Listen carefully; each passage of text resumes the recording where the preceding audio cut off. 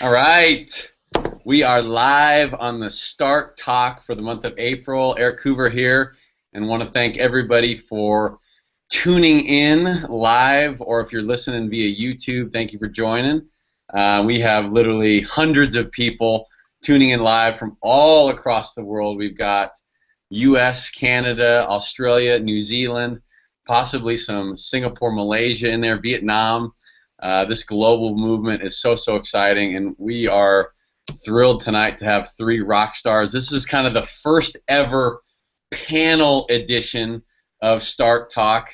This is one of the coolest things about this Google Hangout is you can feature multiple people. And I'd like to welcome to the Start Talk, we got Chris, Ciji, and Zach. What's up, gang? What's going on, guys? Hi. How you doing? How's everybody feeling tonight? Awesome. Sick. Phenomenal. Yeah. Chris, where's Waffles at? Waffles is in with Lori. Lori's sick, so she's nursing Lori back to health. Oh, man. Yeah, How about, where's George? Where's George at? I'm sure we'll hear from him at some point tonight. It's only a matter of time. CG, do you have pets? I want a dog very badly, but not yet. Okay. I'll keep you updated. Cool. Awesome. Well, tonight we're excited to talk about an issue that I think is very important to talk about. You know, these Start Talks are awesome because it really gives everybody an opportunity to really learn from the Start ambassadors and really get inside their heads and ask them some questions that you've always wanted to have answered about building your Isogenics business, about attracting young people to your team or people of all ages into your network. And we would encourage everybody, you know, we've got Start Talks that live on the YouTube channel where Zach and Ian have done one, Kelly and Tyler Dickerhoff have done one, Emily and Hayden, Audrey Moss, Anna and Morgan Richards. There's phenomenal ones out there. Encourage all of you guys to go watch those. But tonight, this is going to be a little bit different because we're going to be tackling an issue that I think is very important. And, you know, this movement, this Start Your Life movement, is all about young people creating extraordinary lives for themselves. But it's also, you know, it's about, you know, traveling the world and experiencing incredible adventures and being able to contribute to the world on a massive scale. But it's also about being extremely responsible, and especially financially responsible. And I think that's one of the things that really differentiates this movement with a lot of other stuff out there in the world today, is we are doing things in a very responsible manner. You know, we're not about the flashy cars and the glitz and the glamour. We're about contribution, but we're also about, you know, just the right messaging and really getting, instead of sending people into debt, we want to get people out of debt and making sure that people are making the right decisions. And so we're going to be going into some stuff tonight that I think is going to really help everybody. But just to kind of preface the call, we're going to be going into this stuff on kind of a high level. And, you know, in no way are we giving you, you know, any advice on taxes or anything like that. You know, we always advise that you get in contact with your own accountants, with your own tax advisors, with your own legal advice, all that stuff. So we're not going to be, you know, talking about that tonight, but we're just going to be kind of learning about how, you know, Zach, CG, and Chris have kind of what they've learned in their journey along the way that they wish they would have known maybe when they started. And so, you know, a big issue, and we'll just kind of have this be a round table, and whoever kind of wants to dive in, we'll just kind of have a discussion. But, you know, as you guys have known, you've jumped into the business, and many young people are jumping into the business. They start earning money, and then sometimes at the end of the year or come April, people get faced with a harsh reality that they have to pay taxes. And so that's one of the things that we want to address tonight. And so maybe, I don't know, Zach, if you want to just kind of kick it off, what's some of the things that maybe you've learned along your journey, or what's some of the things you think are maybe important that we need to address tonight as far as just being financially responsible, and so we can kind of get the conversation. Yeah, I think it's kind of what you said. It's kind of something that, you know, I know for me is something I'm extremely passionate about just because of my own past experiences. I was with a company where it really was all about the flashy house and the, you know, the Mercedes, and, you know, it was all about the image. And what I quickly realized was that you can't deposit image at the bank, unfortunately.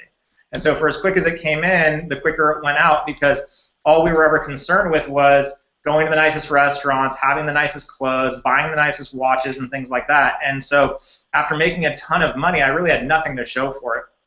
And that's when I really began to invest in my own financial education. So, we always talk about becoming a master professional network marketer. And I think one of the things to consider is that we really have two businesses if we're going to be serious about this. We have our network marketing business, and then we have our wealth creation business. And those are different. Our asset growth business. So those are very, very different things.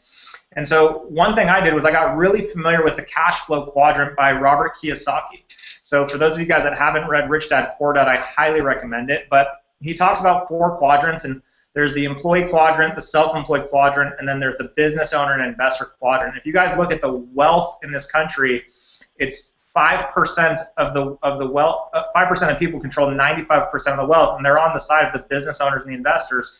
And the reason why is because they take their money and they get their money to work for them. And so I think what it really comes down to is just 1, financial education, and 2, really committing to being a good shepherd of money. I think we can talk more about that as we kind of go along. But that's why it's something I'm really, really motivated by, and especially with Eden having a background as a financial controller. I mean, I'll never forget when she was still working her job, I walked in and on her computer screen, she had open an account for the company she was working for, and it had and I said, does that say 26 million? And she said yes, and it was just a checking account. It was just an operational checking account. And I looked at that and I said, God, that's incredible. And it's because they spent $100,000 a year on someone like Eden to make sure that all of that money moved properly. And so I think that we all have the ability to take those same principles that we see out there in corporate America, that oftentimes we down with corporate America, we can learn a lot of lessons from a lot of these people that have some really sound financial principles that obviously Chris was really raised in more than anybody. Yeah, that's love that, Zach. Great stuff. Ciji or Chris, you want to add anything to that? Yeah, I was just going to say, to Zach's point, if I could go back and do anything all over again, it would have been to take a lot better care of my money from my younger days when I was in corporate America. I literally had this boss. Here was the financial advice I got when I was young. I had this boss, and he said, go out and get a nicer car because it'll make you work harder here. And sure enough, that's what we all did in the office. I mean, what a horrible culture, what horrible advice. But when you're young, you listen to dumb advice, and you think that's what you're supposed to do. And if only I could have all that money back that I made in my 20s and early 30s when I was in corporate America, it'd be amazing. But you can't live in the past. You have to live in the now. And so my advice to everybody on here is right from day one, start focusing on your net worth, not your income, right? So focusing on your income is short-sighted. You need income to create net worth, and you want as big of an income as possible. So don't get me wrong. But what you want to be focused on is growing your net worth, just like Zach was saying. And one of the things that all of you have on your side, because so many people are in their 20s right now on this chat, is time. And that's one thing you can't get back. And time equals compounding interest. And I'm telling you, if only we had saved more and taken better care of our money in our early 20s, I can't imagine what it would look like now with the power of compounding interest over the 10 or 15 years time that's been. So that's my advice, is concentrate on your net worth, not your income. Love that. Ciji? Yeah, I would just add, coming from literally a background of, I never even really got a paycheck. I made cash, and then typically our paychecks were void because we made like $2.13 an hour. So coming into this kind of business and watching your income grow is almost, at the time, it's a little bit mind-blowing.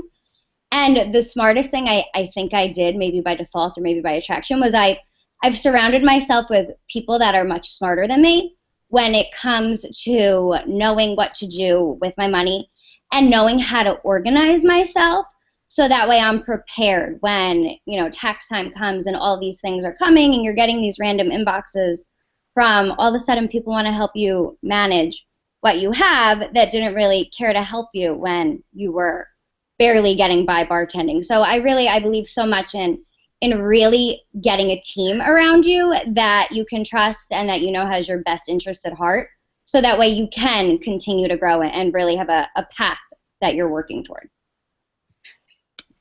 I love that. Yeah, always surrounding yourself with the people, people that you can trust and count on, and surrounding yourself with, good financial advice and experts in that, in those respective fields.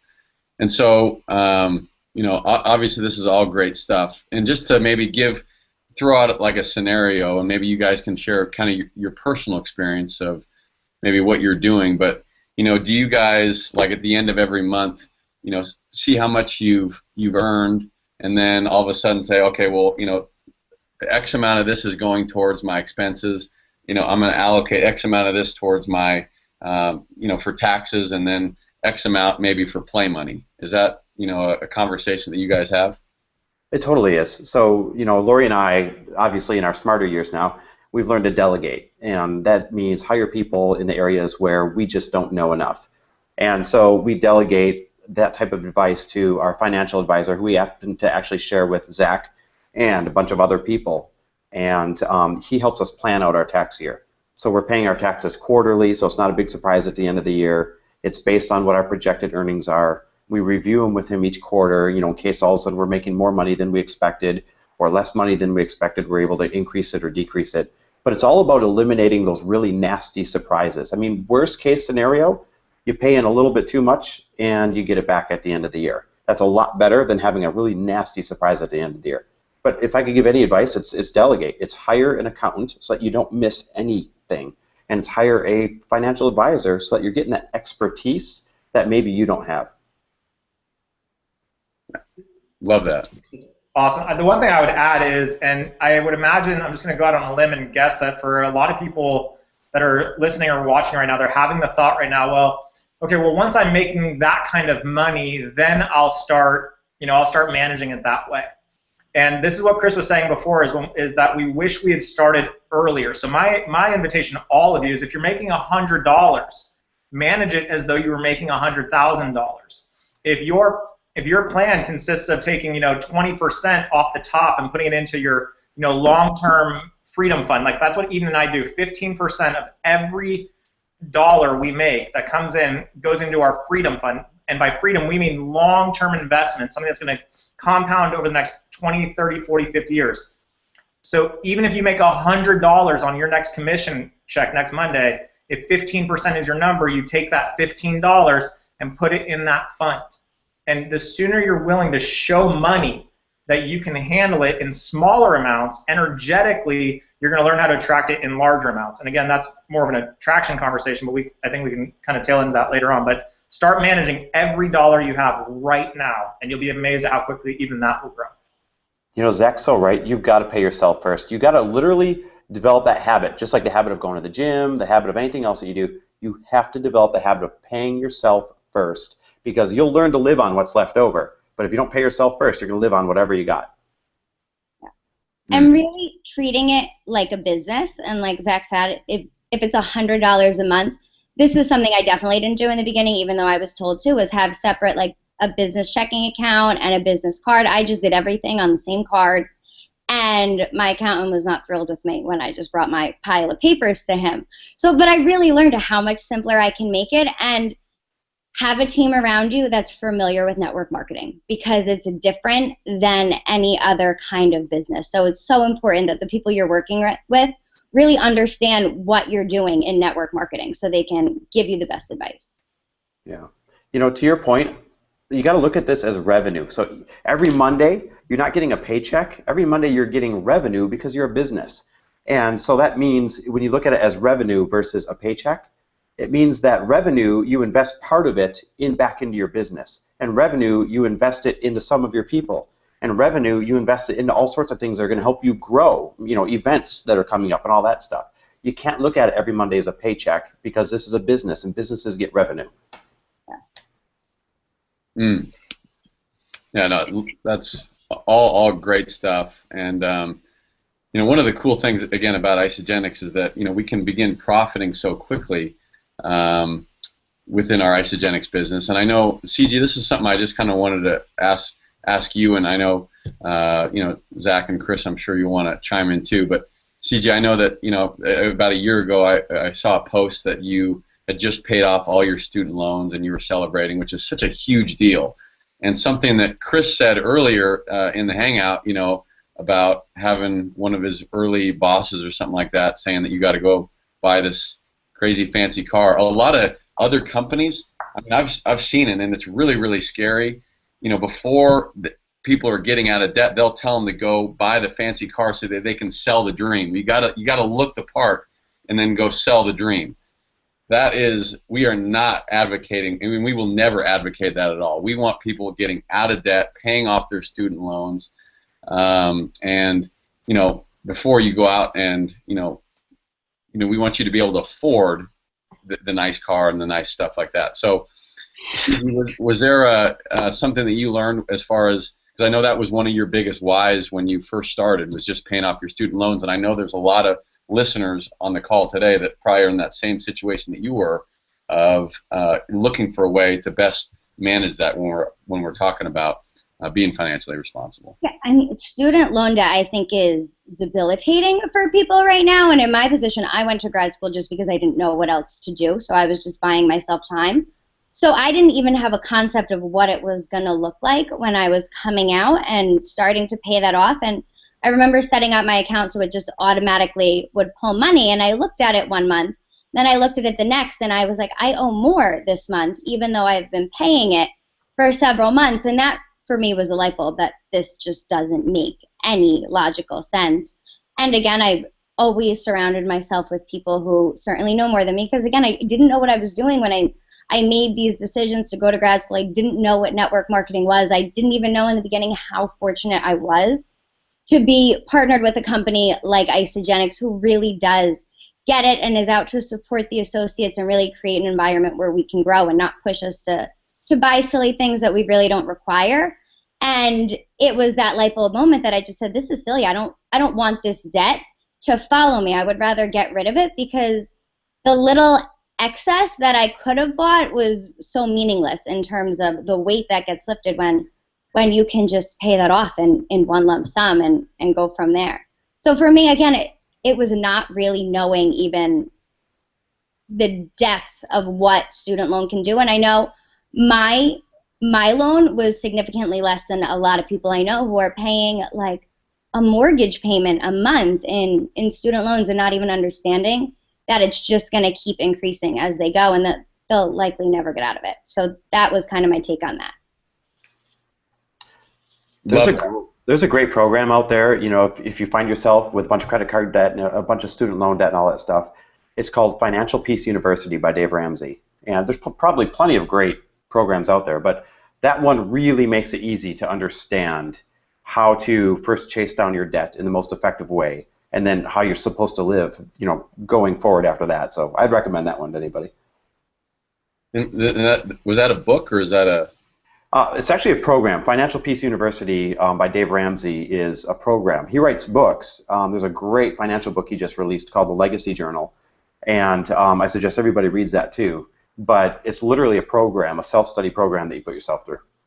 Okay, awesome. Okay, I wanted to let everybody know that watching in on the Hangout, you can actually participate live. There should be a little link down on the bottom left that says if you want to participate in the Hangout. All you have to do is log into that, and you can actually ask questions live if you want Zach or Chris or Ciji to address any of the questions. So go ahead and feel free to do that if you want to participate live. So we've obviously covered some good stuff so far, just on being responsible, and really we just really want to raise a lot of awareness around this issue, letting people know that this is a real issue. So another issue is, and I know Chris, we had kind of talked about this in prep for this hangout, is that one of the biggest things when you're a business owner in any business is it's a great thing to reinvest in your business. And I know a lot of times people will start earning money in Isagenix and then want to immediately go spend it. Well, one of our messages with this talk is obviously to be aware and start allocating some money for certain parts of your life, taxes, freedom fund, expenses, whatever it is, but also make you aware of ways that you can reinvest in your business to maybe provide incentives for some of the people in your group. So can you guys kind of talk about how you guys have reinvested in your business? Yeah, for sure. That's one of my favorite things to do. So if I had to point out one of the big things that made Lori and I successful at Isogenics, it was that we were always pouring Isogenics earned money back into not only getting ourselves to events, but even getting people in our downline to events. So if somebody didn't have money for a plane ticket, I'd set up a tiny contest to make sure that I was investing in somebody that is worth investing in, of course. And I'd say, okay, how many people do you think you can sign up in the next X number of weeks?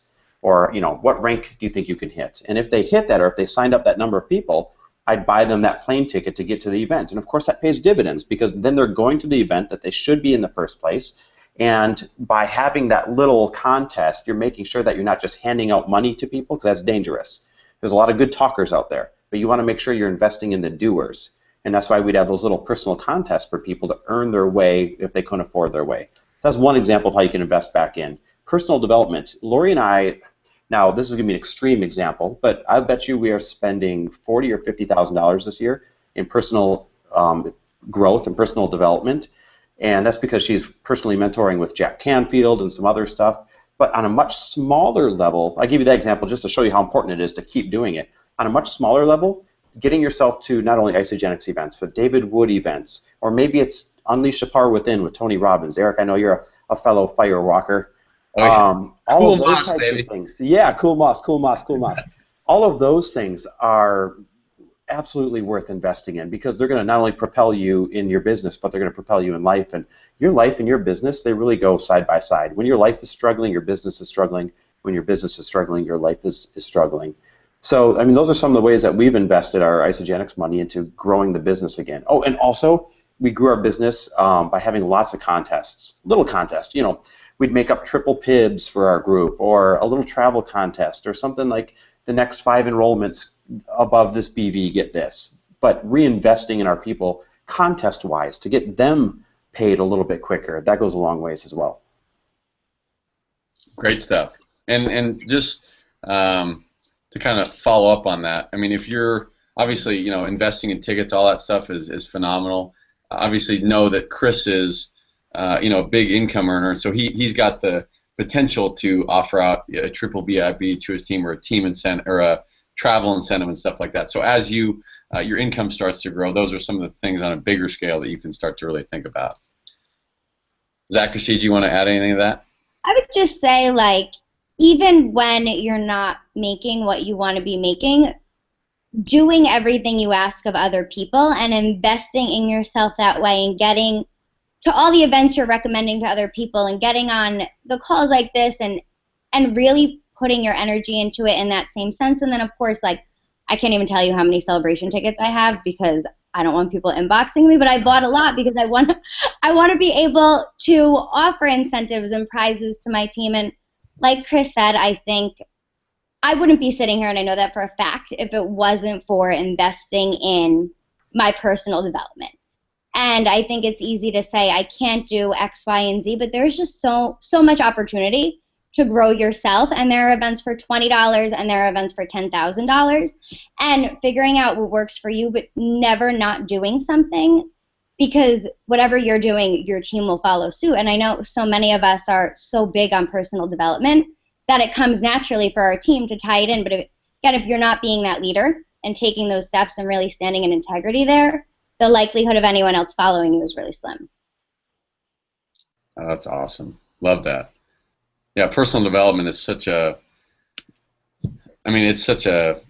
catalyst to everything that we do in Isogenics. I mean, obviously, Isogenics is a huge personal development journey in itself, and I can tell you the personal development that I've been to, outside of Isogenics, I have met some of the most remarkable people that you want to link arms with, who are usually open to additional streams of income. They're open to being surrounded by positive, amazing people because they're at that personal development to be better. And so, some of the most amazing people that you can begin attracting into your team or your business can be right there at those personal development events. Yeah, and you attract who you are, right? So if you're not being this person that's open to learning and growing and really seeing yourself differently, what are the chances you're going to attract someone that can come into your life in that light? Exactly. Zach, you want to touch on that at all? I see your little hashtag. I don't know if everybody's caught that, but this is hashtag fist pump. For Ciji. Little jersey. Let's all do it together. A little jersey fist For pump. Ciji. Yeah, we don't pump our gas, we pump our fists. Josie is like literally dying inside right now. They want me to stop talking. Awesome. The one thing I'll add is I'll never forget, I heard Brian Tracy say that you should be ready to commit 10% of your annual income back into your own personal development. So he said, listen, he goes, I make a minimum of $1 million a year. That means I'm reinvesting $100,000 a year into my own personal development. Wow. But he said I didn't always make $1 million a year. He said there was times where I made $10,000 a year, but I would invest $1,000 a year. And I'm a big believer in that. You know, Jim Rohn said formal education will make you a living, self-education will make you a fortune. And I don't think there's anything more that you could, I don't think there's anything better that you could invest into. And so, you know, one thing that Eden and I did was, you know, we didn't spend a penny of the money we made on our Isagenix card. We literally let our money accrue for, I think for almost 4 months, so that when we made the conscious decision to leave, you know, our jobs, we were leaving with more than enough cushion because we were leaving with a financial buffer, if you will. We had essentially raised capital, which is one of those things I talked about in that video, Eric. So I just think it's so imperative that you guys just really reinvest into yourself. It's worth it. And in terms of meeting the right people at these events, 99% of the speakers, when they get on stage, will talk about the importance of residual income, and they all get up there and say, and if you don't know of a good network marketing company, you should go find one. They all endorse network marketing. I mean, I was just at a Mike Dooley event, and within, I think, 10 minutes, I had 5 people's contact information saying, you know, yeah, I would love to learn more. One guy, actually, within 2 minutes was like, hey, what company are you with? And I was like, Isagenix. He said, oh, I'd love to get on some of your products. Just right away. I mean, we didn't even talk. Because that's why they're there. They're there to expand and, you know, meet people, like Ciji said, you know, like them or that are aspiring to be them. So there's nowhere better to invest your money than in yourself. None. Exactly. I love that. I haven't heard that before. So 10% of all the income you make going right back into personal development. Into your own continuing education. Yeah. That's awesome. I think that's a great. And that's all write-off too. If we're speaking about being financially responsible, every time we go to a seminar or a workshop, anything that's classified as continuing education, that's all tax deductible, all of it. Good stuff. I mean, contact your CPA for further confirmation of that. The disclaimer. The disclaimer. Yeah, asterisk. Good idea. Legal like that. It's good. Yeah. That one's for you, Richard. So another thing we wanted to address, and I know that Zach, you put this up, this video up in the start page, and it was just so awesome because constantly, you know, as we get bigger as a company in Isagenix, we're attracting more young people, and you know, the conversation always comes up. Well, you know, when do I quit my job? You know, do I go jump in with both feet? And as your video addressed, in no way are we ever encourage anybody to quit their job. And the way you put it, we want people to really be grateful for their job. And I kind of want you to touch on this. But can we just really talk about this issue of that you kind of brought up in the group a couple weeks ago?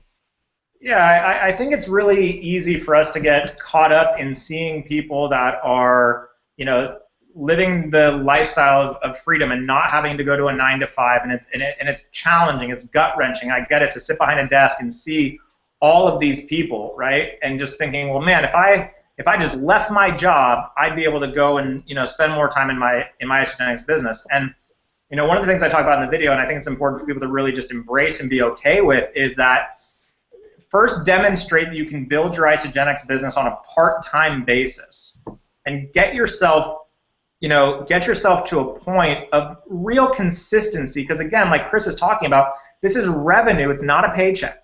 And I'll tell you this, I'll share this with everybody right now, and I'm sure everybody would agree that, you know, that's having success. Once you step outside of a job and into being an entrepreneur full-time, it's a different world. You'd be amazed. You know, you would think, oh, I have all this time freedom.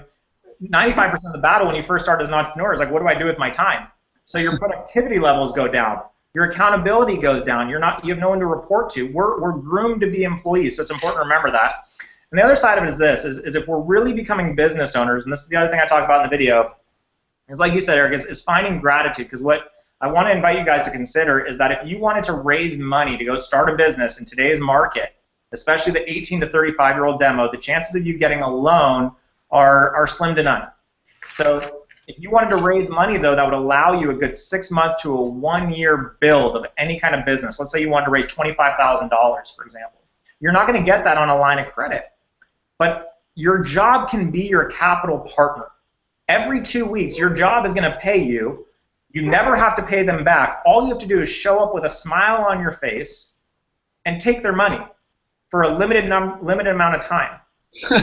That's it. That's all you got to do. It's just temporary. And if you work your butt off in your part-time without making excuses and without succumbing to being tired and all those things, and if it's worth it to you, if it's worth it, you can leave really equipped to now not just do Isogenics full-time, but launch a business in a huge, huge way. The other thing it does is it gives you the ability to practice your skills.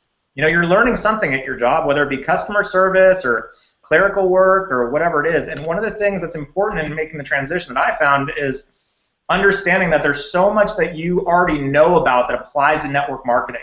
And you're learning it on a day-to-day basis at your job. So I would study the habits of the people that are successful in your company, even if you don't like them. I would study the habits of the people that are getting the results in their lives that you might want. I would also study the habits of your coworkers and the things that they're not attracted to, the things that get them down every day, and learn and study people. I mean, it's such an opportunity to observe human behavior and to learn what kind of message would be impactful for this person to want to make them take a look at Isogenics with me. There's so many opportunities for you. And what I would add is it's paid networking.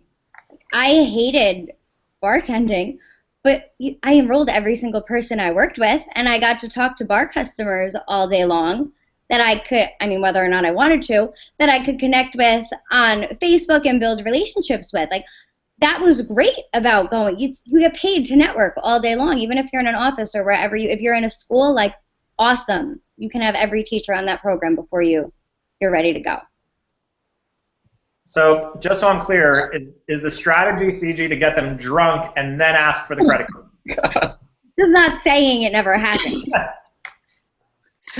Awesome. I've done a launch party with my mom where a lot of booze was served, and it really went south, and nobody signed up, so I would not recommend doing that. Yeah. I'm not recommending it.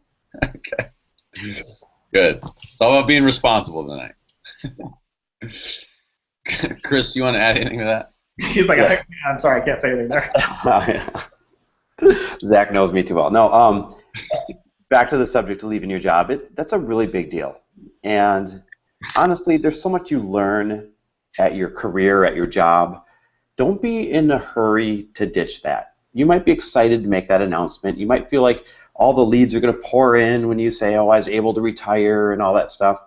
And like Zach already pointed out, it doesn't really go that way. All of a sudden you find yourself with all this time on your hands and the number of leads you expected to pour in of everyone saying, how'd you do it? It doesn't really manifest itself, and it really adds stress. And if you believe in energy at all, if you've got a stressful or a desperate energy because you've left an income source or because you're a little bit worried, now all of your actions are actions that come from a desperate energy. And unfortunately, that repels people. That just gets you more to be desperate about. So you really want to make sure you're not in a hurry to create any kind of stressful energy, but instead you want to make sure you're keeping that abundant energy so that you're attracting people the entire time. Yeah, that's a great point. Awesome. I love what you're all saying about the workplace. Whether you're working a 9-to-5 job, that's where you meet a lot of your friends and coworkers and potential people that may be interested in Isogenics. And the same thing with going to college. I mean, we encourage everybody to go to college, get an education, because education is extremely important. But it's also, college is a great one. I mean, like my lifelong friends are people that I met in college, and so that's just another great way to build your network. So if you're thinking of dropping out of school or quitting your job, I think that we're all bringing awareness around that about really taking a second look at that and saying, no, I'm going to stick with this until at least I get to a certain level, within Isogenics before I quit my job. But with regards to college, we encourage everybody to go to go. Eric, I just want to. You just struck a little thing in me, because I went to college. I enjoyed it. It was a great social education for sure. But I went to a wedding of my college roommate 2 weeks ago, and I saw guys that I hadn't seen in 11, 12, 13, 14 years. And look, network marketing is not necessarily for them. It's just not. And I want to invite people to be okay with your friends who network marketing isn't for. Because if you maintain good relationships with some of these people that you went to school with, like Eric, they're going to be people that refer you business all day long. They're going to say, hey, you know what? Oh, you got to go talk to my friend Zach. He's doing X, Y, Z. So I see it so often in startup. My friends and family, they won't listen, this, that, and the other. It's okay for people that are close to you to say no. And if you are willing just to maintain a relationship with them, A, you're more likely to have them come on board a little bit, further down the road. But B, it keeps referrals wide open for you because you go about doing business the right way. And you'd be amazed at the type of people that your close friends and family that you're kind of upset with have in their networks, just waiting to meet you.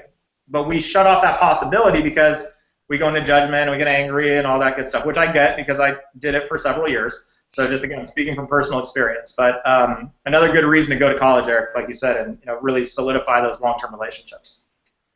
Yeah, that's great stuff, Zach. And I just think I can't speak enough about that. I think that's so important. And like you said, I've got friends that I went to college with that, again, like you said, they have no interest in network marketing, no interest in Isogenics, but because you never want to make, never making them feel bad about not getting involved. They're always going to want to, support you. And I've got friends that didn't support what I was doing, and I'm not paying much attention to them. But I've got friends that didn't want to get involved in what I was doing, but they always kind of supported it, and just always making them not feel bad about, well, why aren't you joining Isogenics? It's about building a relationship because you never know who they could send your way just because network marketing may not be for them. Yeah, the worst thing you can do is end up with Isogenics only friends. Talk about having a circle of influence that you can't make money on. That's a social media tip too, by the way. That's a social media tip too. If all of your friends are people who are already in Isogenics, you're doing it wrong. True story. That's true. Ciji, you want to add anything? I just love what everybody said, but it's not for everybody, and that's okay. And one of the things I've learned, though, is the longer I do it and the more strong and confident I get in my posture, the more people come around. So I just don't, like, when I see on Facebook or in the Start group or whatever it is, someone's posting, like, please help, I don't know what to do, this person posted this, and what do I do? Like, I do nothing. I let people post whatever they want, as long as it's not on my wall, then I delete it. But I don't entertain it because there's so many other things I could be doing and so many other people I could be talking to, and I don't feed into the negativity that can come from it, and I just meet people where they are. And I think that as long as we keep doing what we know to be right and true for ourselves, the ones that want to come will, and the ones that don't will give us a hug and a high five and be happy where they are. Yeah, exactly. Love that. Awesome. This is great stuff. I just want to go into one more thing here. So I know I saw on Instagram, Facebook, Chris, you just got done reading 30 books in 30 days. And when I first saw that, I was like, that is going to be really tough to stick to. So I want everybody always wants to know kind of what everybody's reading and, stuff that has really impacted your life. Talk about personal development. Reading is a big part of that. And so, Chris, can you just maybe talk a little bit about that journey you just went on in the last 30 days, and then we'll have Ciji and Zach chime in. Yeah, for sure. So it was crazy, and it was a nuts thing to undertake, but it was the best thing that I've ever done for myself in my life. And, full transparency, where it came from, I didn't like some of the things I was doing in life. I didn't like the course that I was on, and I knew I needed to do something pretty radical to adjust that course and kind of elevate myself to the next level. And I had come across a guy on Instagram, and he's a successful entrepreneur. He's taken the year off. He's a huge proponent of reading books, and he's reading a book a day for an entire year. And I thought, if dude can read a book a day for a year, I can suck it up and I can do a book a day for 30 days. And I knew I had to do something to hold myself accountable too. So that's why I attached it to the Make-A-Wish Foundation. And I'm so excited to say that we raised $15,000, which is really 2 wishes. I mean, let that sink in. 2 children who are now going to get wishes granted thanks to all of your generosity, donating the money. And that piece, I mean, as incredible as that is, it was really the accountability piece. I knew that there might be days I wanted to skip out on doing it. I knew that there might be days I didn't want to finish a book or something like that. So I had to attach it to something where, it meant enough that I wouldn't cheat at all. And I'm glad I did, because there were days I didn't want to do it, and there were books that sucked and that I didn't want to finish. I mean, that's just the reality of it. But it was the best thing I've ever done for myself, and I came out on the other end, not just with the knowledge of the books. That was less than half of the equation, I kid you not. I came out on the other end with new habits that are amazing, breaking old habits that I wanted to break, a new perspective on a lot of things. You wouldn't believe how much time you're wasting. I would have been the first guy to tell you, I'm too busy, I'm too busy, I'm too busy, and I really believed it. I really felt that way. And until you're forced to eliminate some things, you don't realize how easy it is to eliminate enough things to read a book a day. And it's scary, but it's also good to realize it, in the same way. And it really just came down to, Lori spends so much time developing herself and flexing that muscle and trying to be the best version of herself that she could be. And I wasn't doing that. I had gotten bored for a little while of self-development, and I was playing at 50% and, going through the motions on a lot of things. And that's not where I wanted to be. That didn't make me happy. And so I knew I had to do something to really thrust me to that next level, and that definitely did it. That's so awesome, man. We just so appreciate your, vulnerability there and transparency, and because I know that's a lot of people, things people go through, and I think that challenge is so cool that you did, because that's, I think we can all think about maybe one thing that we want to challenge ourselves to do, and you did it for such a remarkable cause with Make-A-Wish, but it could be reading a book a day, it could be just dedicating going to the gym for an hour a day, it could be any sort of challenge, committing to, and as you said, all the other habits in your life just kind of start to shift because you're focusing in on this one thing. I think that's just massive. Yeah, it's amazing. You come out on the other end of something like that a totally different person, which that's what my hopes were. Yeah, good. So what was the best book you read? It really depends on category, right? So the best book about life that I read was definitely Tuesdays with Morrie. If you haven't read Tuesdays with Morrie, everybody go out. It's an easy read. You got to read it. It really paints a picture of how you should live life. Also, there's a book by Oprah called What I Know for Sure. Yeah, I'm a dude recommending an Oprah book. I understand that's funny, but I'm not kidding. I couldn't put this thing down, and it's a great book, once again, about the things that are important in life. The Four Agreements was so good. There's some leadership books that were really good, too. The Go-Giver was phenomenal. Lead Like Reagan is a great book about leadership. So regardless of how you stand on politics, it's not a book about politics, it's a book about leadership. And there's so many things that you can take out of that are so relevant to what we do. I could go on and on.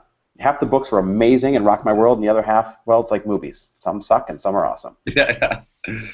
That's so cool. I know I've read The Go-Giver and The Four Agreements. Those are just remarkable books. Yeah.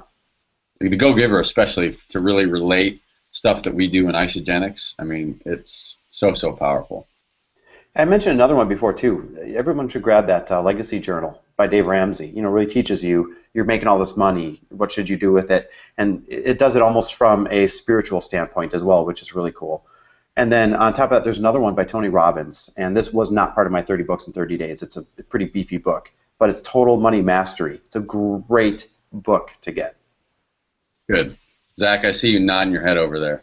One of the things that I want to just share that I hope everybody caught is one, I want to acknowledge Chris. I mean, we joke around a lot because we're really close friends, but I really want to acknowledge you for it takes a lot of courage, guys, to sit here and say, look, I didn't like the way some of the things I was doing, some of the ways I was showing up in my life, and I want to invite all of you to kind of look at this, because we create this story in our head about, okay, well, of course he can read 30 books in 30 days because he has all this time, because he makes all this money, and blah blah blah blah. And guys, I want you to see that the reason why Chris and Lori are so successful is because they're willing to find out what's next for me. I'm not happy with the way I'm showing up in my life, and who knows what that's about, but that's it. What it's about is irrelevant. It's the recognition and the willingness to put my name on the line and just create this gap of possibility. I'm going to find out what else there is for me. And so a lot of times I think we get caught up in seeing kind of the stars and the titles and the ranks and this and that and the other guys. And what I want to invite you to look at is the reason why Chris is as successful as he is because it's a willingness to just notice something that he wasn't comfortable with, for whatever it is, and then take massive action on it in a way in which was going to stretch him beyond something that was anywhere close to comfortable. So one, I want to acknowledge you, bro, for that. That's leadership, guys, and that's really, truly a willingness to step into something so powerful and really scary. It's terrifying because, look, you put your name on something in social media and say, we're going to go 30 books in 30 days. That doesn't get erased. You can't hide that anywhere. That's digitally printed. And I know that's one of the reasons he did that, was so he could really hold himself accountable. But guys, I really want to invite all of you to start to, and I mean, I'm asking myself this too, is how can I play bigger? What are the areas where I'm willing to go, forget the uncomfortable zone, what's in the unknown zone? So again, I just acknowledge you, bro, and I think it's so powerful. I mean, unfortunately you didn't come out better looking on the other end of it, but you did come out better. I was hoping that by the end of reading all this, I could look a little bit more like you, but I'll take the other benefits. All joking aside, I appreciate that, bud. And talk about being the average of the people that you surround yourself with. Zach and Eden are another great example of people that are constantly working on themselves and have high standards, and they don't play small. And Lori and I hung out at their house recently, and it's when you're hanging out with those types of people, you can't help but want to elevate yourself, and you can't help but want to be better. If you're not hanging out with those types of people, it's easy to play small and justify it. And so there's so much importance to who you spend your time with, because they're either going to lift you up or they're going to pull you down. You got to make sure they're lifting you up. That's you, Zach. I appreciate that. Oh, we're gonna get all weird.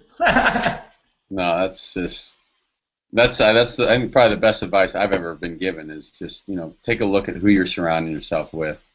Are those people you want to affiliate with? I mean, take a look at their traits that make up that person. Are those traits you want to have, or those traits maybe sometimes we talk about cleansing in isogenics. It's important to cleanse your body, but sometimes we need to cleanse people that we hang out with. And take a look at everybody's bank account, the 5 people that you're hanging out with the most in your life, and chances are your income is around that level. And so if we want to start earning extra income, we got to start hanging out with people who are making the income that we want. So I think that's huge too.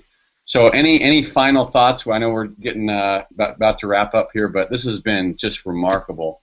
I think this has been kind of a different twist on this start talk. Some great subjects that sometimes don't get talked about, and so this has been awesome. But any final thoughts?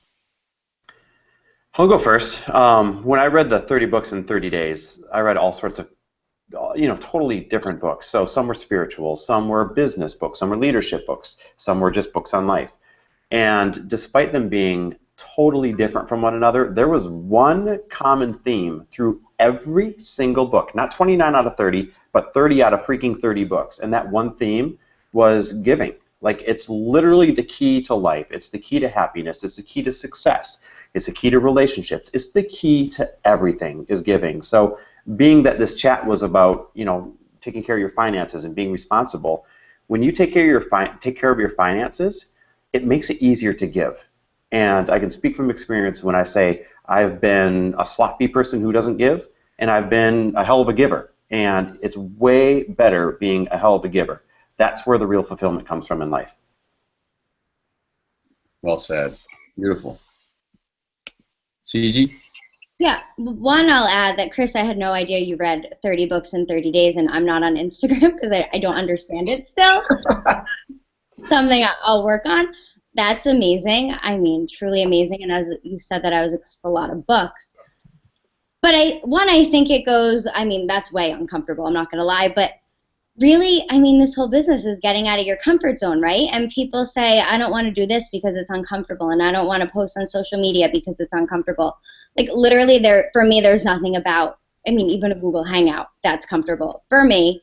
So I think when we all embrace, like, really stepping out of our comfort zone and allowing it to expand, and then, like Zach said, like, really getting into that unknown zone, that's where the growth happens, and that's where your income really starts to grow. But I think so often we just get so comfortably miserable that we're not willing to take those steps. So, I mean, Chris, certainly kudos to you. That's amazing. And that would be my final thought, is know that this business is going to make you uncomfortable and just run with it anyway. That's awesome, Ciji. Thank you. Yeah, I think that it's important when it comes to money to recognize the energy that's built around money, and just paying attention to the fact that you're in a relationship with money. Money's just an energy. Money's just an idea, just like everything else. And so one great book to identify what your story is around money is Secrets of the Millionaire Mind by T. Harv Eker. I mean, that one's life-changing, and I think it should be mandatory reading, quite frankly, for anybody that's looking to raise their financial thermostat. But the one thing I'll leave you with is a question that somebody asked me a couple years ago, and I've paid this question forward hundreds of times. And that's this, is that if money were a person and you were in a relationship with this person, how would you describe that relationship? It's a really interesting question. So if money were a person and you were in a relationship with that person, how would you describe your relationship? And so once you identify what the answer is to that question, it's going to give you a really good idea of how you're showing up in relationship. Meaning, if you feel like money, like if your answer was, well, it's never around, okay? So if you had a partner that was never around, how would you treat them? You'd probably be demanding and controlling. Well, if money is an energy, why do you think that person's never around? Because you're demanding and controlling.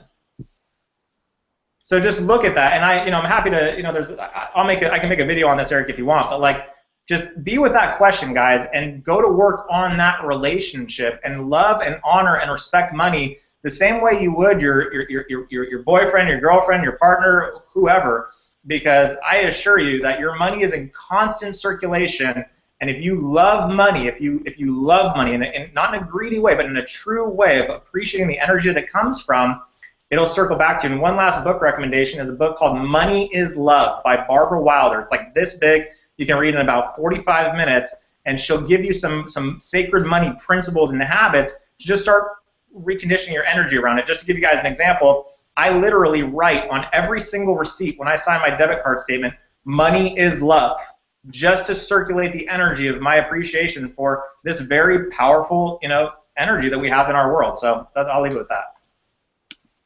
Great stuff, Zach. Yeah. Money is love. It's got a good ring to it. Well, guys, I just, this has really been a special hangout here, and I hope really everybody watching kind of gets a glimpse into, just how special, Zach and Ciji and Chris are, and just their willingness to give you tonight, kind of, their knowledge and kind of learn from their experience, and I think we tackled a lot of important issues.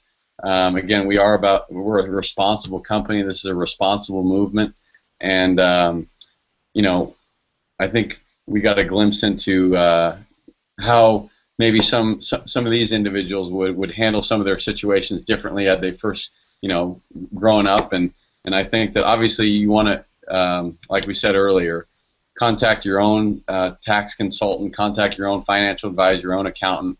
Just surround yourself with the right people. But I think it was important to raise some good awareness over this issue tonight, and just want to thank these rock stars for joining the Start Talk tonight. This will be available. We have these every month, the first Monday of every month. So we'll be having it the first Monday of May next month, featuring a new ambassador. And again, you can go watch the past ones all on the YouTube. If you just YouTube Start Talk, all of them should come up. So I know we got the Vision Tour coming up in 2 weeks. You guys excited about that? Definitely. LA's gonna be off the hook. Rocking it out in Jersey and Toronto. I know, Chris, you're going to be in LA, and Zach, you're going to be in LA and Denver, yeah? Yeah, I'm going to do my best not to make too many jokes in Colorado. It's going to be really tough. God. Here we go. Sorry. What do you do? All right, guys. Oh, wait. Love y'all. Thanks, everyone, for tuning in. Thanks, guys. Thanks for Night. having us. Bye, guys.